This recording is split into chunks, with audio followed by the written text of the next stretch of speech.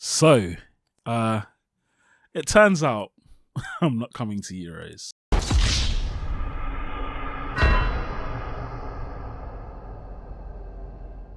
So, I turned up at the airport today, got to airport security.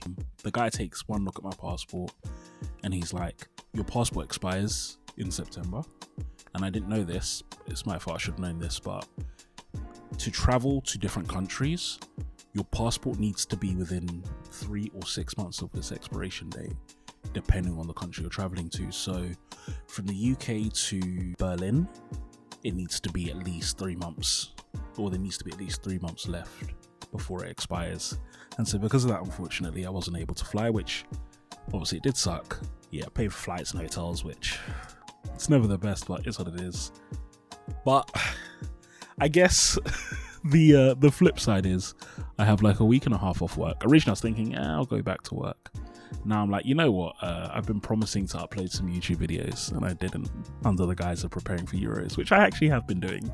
But now I actually have to do those videos because I've got the time. So no Euros, but a little bit of discussion content. And you know what? It's good because there's a lot to talk about. So yeah, let's get into it. So to start off with, EUWCQ, I watched the entirety of both days. I was in Joshua Schmidt and Nesha's stream, and the watching experience was actually quite good.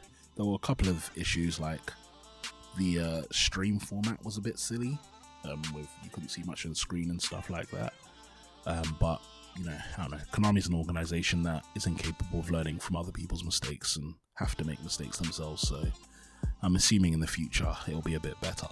I really liked most of how the stream was done. I thought that having the pre-recorded matches and the backup feature matches was beautiful. So there was always something to look at. You're never just looking at people walking left and right in the crowd after a feature match is done. The interviews, some of them were quite funny. I have a PhD in dueling and I summon ancient gear golem. Did a good job of showing different decks. Like we all know, I don't even think Konami is trying to hide that it's a tier 0 format. It's just boring to only watch one deck. And so they did a good job of picking good pilots on other decks. Like I felt like a lot of the rogue pilots were absolutely fantastic. The ancient gear guy was pretty good. The rescue ace play was phenomenal. The Millennium, whatever, that weird Millennium Exodia deck guy, he was also a great player. Like I thought it was really cool that they had a lot of strong pilots on those other decks and we got to see those decks in action. But obviously the elephant in the room is Snake Eye. So we're in what is ostensibly a tier 0 engine format as opposed to an actual tier 0 format. And I have the breakdown here. And yeah, shout out to Ivan for the absolutely fantastic spreadsheets he does. But yeah, Snake Eye took a huge amount of representation in Top Cut and obviously won the event. And I think that what's really interesting is that we're seeing a different kind of tier 0 engine format that's not fun to watch. Because I would say that most people are having a lot less fun playing Snake Eye than they did when they used to play like tier in tier 0 format. And the reason being is because when you play Snake Eye, it's a deck that is fairly dependent on non-engine to win. It's not that the board it doesn't make is insane, but the way you play Snake Eye is you play a very compact engine. You have your like 20, 25 card engine, and then you just put a crap ton of hand traps. We saw a D-tiers build where it was literally like 50% hand traps, 50% engine. But what that means is a lot of the games come down to, did I draw cards that aren't part of my deck that I can't control seeing? And that's not fantastic as a playing experience, and it's not great in loads of ways.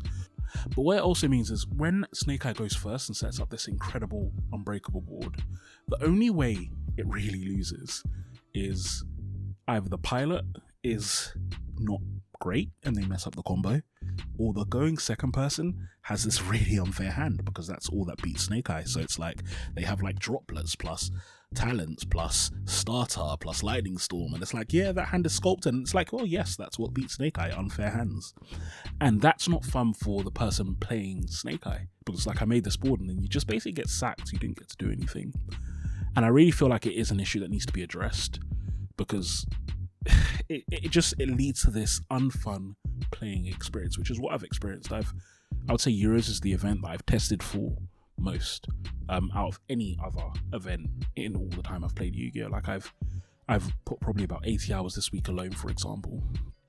And I would say that even though I've played so much, I haven't been enjoying it, because Snake Eye is not a fun deck to play because of the things I've mentioned before, which just isn't great. And then you have the issue of, okay, that's how Snake Eye is. There's Ubel, which is an okay pick. I actually, funny enough, think Ubel's probably a better pick, even though it's not a better deck. There's the Tempai Dragon issue. I don't even want to go. I have a whole video slating that deck. And then there's the issue of like every other deck in the format is just probably doing something degenerate. So you got like, Tempai Dragon FTK, and you got Gimmick Puppet FTK, you got Branded Locking, you got Stun Players, you've got White Woods and Centurion Calamity Locking. And it just, the power level going first is so high now, it's getting a bit ridiculous. Now, this kind of broaches into the third topic, but it's relevant. I do think the more charmy cards are a really good solution to this. Like, anyone who's watched my content before will know that I'm a big fan of Max C. I just think it needs to be more fairly weighted for the going second player, where it's like going second it's great, but going first it's not.